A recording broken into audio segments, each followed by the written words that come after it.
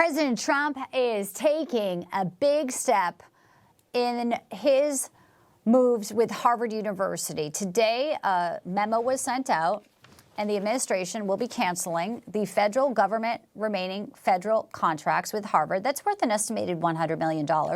A letter that was sent to federal agencies from the U.S. General Services Administration. Since last month, the administration has frozen about $3.2 billion in grants when contracts with the elite university. It also comes after Trump's asked Harvard to release a list of all the international students in countries that attend the university. There are serious concerns as well as ties to the CCP and Iran. So the money piece is a lot of this.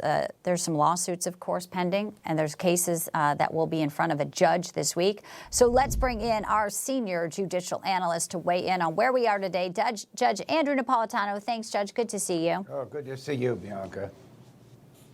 So when you look at the memo here, it seems Harvard is violating it's what it has to do to uphold and get all these federal grants. It was the Supreme Court decision rebuking Harvard's policy of discrimination, the fact that they're offering a remedial math course, and now concerns about violating Title VII Civil Rights Act and the anti-Semitism. It's a lengthy list.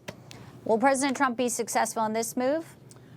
Well, partly maybe, and partly no. Let's take the no. Many of the funds that he is canceling are not with Harvard University as an institution. They're with individual professors and researchers who have nothing to do with the institutional policies of Harvard. I doubt that the court would allow him to tamper with those, because these are people who applied for these grants, qualified for them, received them, and really have nothing to do with the president's complaints about the university.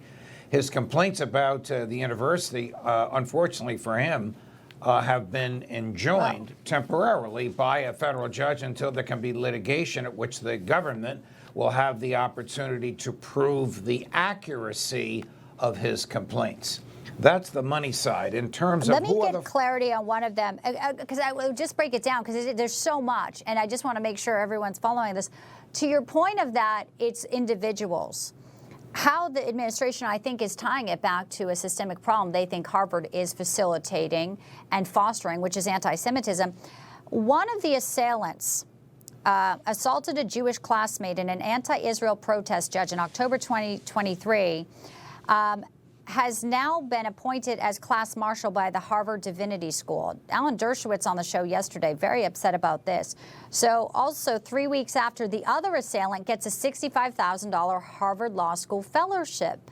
So people who are doing things which are, anti-Semitic, not ethical conduct, which you have to get a grant, are in a way tied to the bigger picture here, I would think. At least that's what the administration will point to. Those cases about which Professor Dershowitz, who of course famously taught at Harvard for many years, spoke, are easy ones for the administration to prove and prevail on. The ones that are not easy are where there are no allegations against the actual recipient of the grant. Some medical doctor working in a laboratory that doesn't even deal with students, or some researcher conducting tests on people off campus who's never physically there.